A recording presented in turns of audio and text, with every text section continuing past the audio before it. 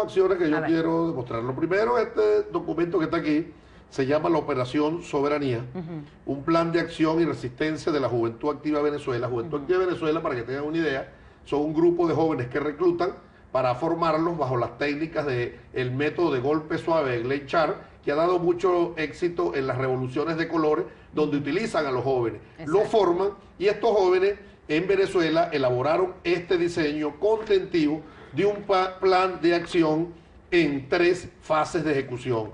Una primera fase de ejecución que consistía en hacer el trabajo psicológico de captación y psicológico. Una segunda fase de ejecución, crear una matriz de opinión para deslegitimar al CNE, al gobierno nacional, a la Fuerza Armada, al Poder Judicial, al Poder Moral, a los partidos políticos, utilizando como medio las redes sociales. Y aquí, en el esbozo de este aspecto, contemplan que ellos tienen técnicos expertos internacionales, ahí está la mano del Imperio de Mentiras, para el diseño de los mensajes que van a ser difundidos. Y una tercera fase, que es la materialización del plan, que consiste en la ejecución de un plan de boicot social selectivo, y dice que allí harán tomas a las gobernaciones, a las alcaldías, a instituciones gubernamentales, pero es curioso resaltar que en esta fase dice: en esta fase contamos con el apoyo de voceros autorizados de la Iglesia Católica y de los medios de comunicación social,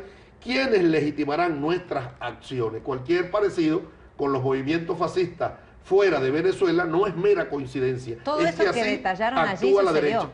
Idénticamente igual, es más, en la última parte, dentro de los anexos, están los sitios donde ellos iban a realizar las tomas por ciudad, en Caracas, en Maracaibo, y allí se efectuaron las tomas. ¿Qué pasa con el asedio, por ejemplo, a las casas, a las viviendas de algunos funcionarios públicos? Ahí también aparece en ese proyecto Operación Soberanía, también mencionaba no solamente el asedio tomar... a la residencia de los dirigentes de la revolución. Residencias personales particulares. Residencias personales, bueno, tú sabes que se actúa a la derecha para someterlos al escarnio público y generar no solo un linchamiento moral, sino un linchamiento físico, que le revienten las puertas de su casa y quemarlo en su casa.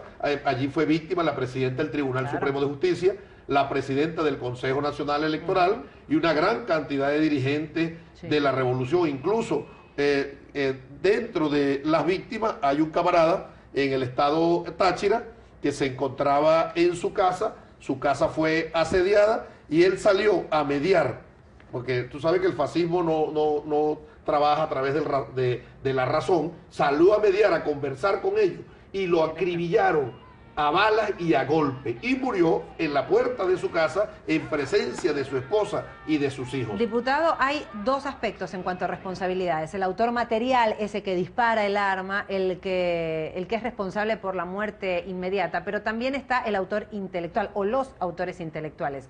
¿Qué se ha podido recopilar en toda esta información para poder dar evidencias y que la justicia avance en ese camino, para que las 2 vertientes de responsabilidades no queden impunes? Sí, es importante resaltar que el candidato perdedor de la derecha reaccionaria venezolana, el fascista y asesino Capriles Radosky, el día 26 de marzo, en un acto público en Cumaná, cuando el Consejo Nacional Electoral emitió un acuerdo para que fuera suscrito y firmado por los 2 candidatos, él anunció allí que él tenía su propio acuerdo, que él no era el mismo y que él no iba a reconocer los resultados. Después de eso, el día 1 de abril se hace público esta Operación Soberanía. El 8 de abril va una parlamentaria, una infame parlamentaria venezolana de la derecha, a llevar este documento al CNE, respaldado por firmas de diputados de la derecha de todos los parlamentos de sur del Caribe y de Mesoamérica, donde le pide al CNE la eliminación de las cartahuellas, el escrutinio total de las papeletas de votación, que es importante hacer notar que en Venezuela el sistema electoral es totalmente automatizado, y la papeleta lo que es se consiste en un comprobante para que el elector vea si se concatena con la escogencia que él tuvo. Si eso no ocurriera, se elabora un acta. Bueno, no existe un acta en este país, y la oposición no la ha presentado, de que hubo una desaveniencia entre la escogencia del elector y la papeleta. La papeleta va a una caja de resguardo ella pide que se cuenten en las papeletas, volver al arcaico método manual donde le robaban la esperanza, los sueños y las ilusiones a nuestros pueblos a través de esos métodos, desechando el sistema 100% automatizado, que de paso se ha dicho, se hizo 14 auditorías, no solo estuvo presente los técnicos del CNE, claro, de la empresa, sino también los representantes de las organizaciones con fines políticos postulantes, y todas y cada una de las auditorías fueron firmadas por ellos. Además pide la eliminación de la Fuerza Armada del Plan República y la eliminación de las cartahuellas. Esto formaba parte de ese plan, y además de eso, un grupo de diputados de la oposición dan una rueda de prensa y deslindan de la mesa de la unidad los diputados Ricardo Sánchez, Carlos Vargas y Abelino Álvarez, dan una rueda de prensa y dicen que la mesa de la unidad se está preparando para desconocer los resultados en medio de una masacre al pueblo venezolano y que ellos no se van a prestar. Lo denuncian ante Venezuela y el mundo y hacen tienda aparte a la mesa de la unidad. Y luego, el día 14 de abril, una vez que el CNE da los resultados, el candidato de la derecha desconoce los resultados, y es importante acotar que hasta ahora en las 39.018 mesas, una vez que concluye el proceso electoral, la urna de votación es la máquina, porque es automatizado, imprime un acta de totalización automatizada, y ellos tienen las 39.018 actas y nosotros también. Y las que tenemos nosotros tienen la huella y la firma del testigo opositor que presenció el acto electoral y con su firma y su huella da certeza de la veracidad de los actos que ahí están, y todavía tienen el tupé. Claro, ellos siguen recetas del imperio para generar desestabilización, de desconocer los resultados no teniendo ninguna prueba. Ahí estaba en el plan, desconocer todos los poderes públicos. Un punto también que viene de aquí en más, teniendo en cuenta que la necesidad de la justicia no solamente viene para resarcir de alguna manera y compensar a los familiares de los mártires, de estas 11 personas fallecidas, sino también de aquí en más. Sabemos que esos planes de derecha, de asesinar incluso, lo mismo pasó en el golpe de Estado en el año 2002, francotiradores disparando a la cabeza de los manifestantes. Sabemos que no hay contemplación por parte de esos sectores de extrema derecha. Aquí hay un hecho que es importante resaltar. ¿Qué podemos hacer para que esa impunidad llegue al fin, en este caso particular, y que quede una jurisprudencia? Digo, que nadie se anime otra vez a cometer este tipo de actos fascistas en contra de la democracia. Derecha se prepara para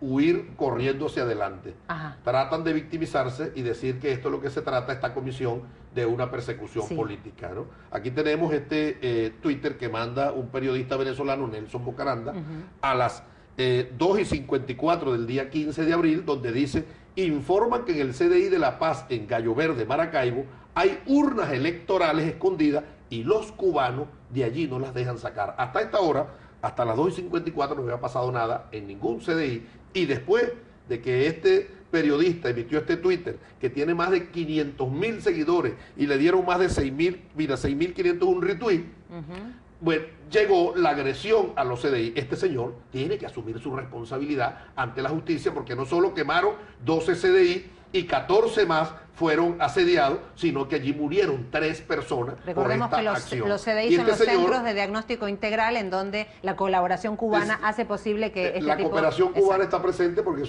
forma parte del sistema de salud pública para los más pobres y los más humildes, que van a estos centros a recibir atención médica inmediata. Bueno, este señor anda desde los grandes medios de la derecha, victimizándose y decir que es que le quieren pasar factura, para que tú veas cómo actúa la derecha. En conclusión, nosotros instalamos la comisión mixta, diseñamos un plan constituido en 3 fases. Una primera fase, la sustanciación del expediente. Hemos recibido una gran cantidad de materiales. Recibimos inicialmente al periodista Mario Silva, que nos llevó videos, aportó pruebas y testimoniales. La semana pasada, en la segunda reunión de la comisión mixta, recibimos a un grupo de colectivos de periodistas quienes aportaron gran información, y a partir de esta semana, mañana jueves, vamos al estado Táchira a sesionar desde la sede del Consejo Legislativo Regional, donde recibiremos a las familiares de los mártires y a las víctimas del fascismo. Recibiremos sus testimoniales y, concluida la sesión, vamos a visitar junto al fiscal superior del Estado y al director de la Defensoría del Pueblo los sitios que fueron asediados. La semana que viene, el día lunes, estaremos sesionando a las 2 de la tarde en La Limonera, donde hubo 3 muertos y quemaron un CDI. Nosotros vamos a ir para todo el país. Esa es la primera fase, sustanciamos el expediente. Después viene la fase de análisis de la información. Bien. Y una vez que se haga el análisis de información, se desprenderán requerimientos, enviaremos las respectivas comunicaciones para solicitar la información a las instituciones que no las tengan que aportar. Y viene la tercera fase, que es la comparecencia, para presentar el informe final y llevarlo a la plenaria. Aquí de lo que se trata es que no haya impunidad, que no queden las víctimas, pero además de ello, las víctimas no pueden quedar impunes, pero además de ello, alguien pudiera preguntarme, pero está bien, una medida privativa de libertad, no rezarse los daños que se le causaron a estas viviendas, a estos CDI. Nosotros hemos tomado una decisión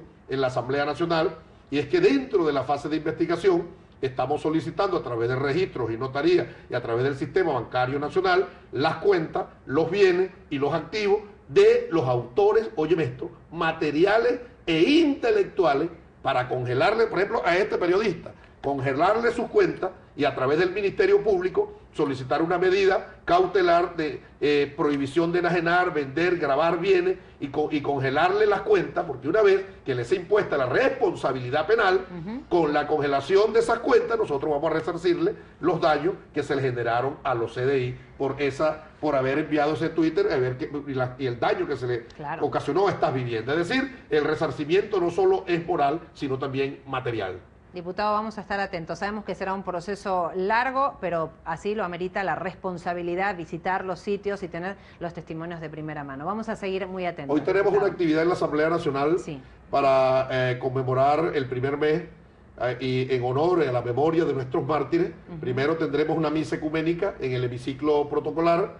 Luego de la misa ecuménica, una actividad que se llama Canto por la Paz y la Vida en honor a nuestros mártires. Y luego una rueda de prensa, los familiares de los mártires y las víctimas, con la defensora del pueblo. Vamos a estar atentos hasta una nueva oportunidad y vamos a hacerle seguimiento a la investigación y por supuesto aquí vamos a poder difundir también las diferentes... Yo te voy a dejar una copia del dossier de lo que hasta ahora ha sustanciado la comisión. Muy bien. Para que forme parte del seguimiento.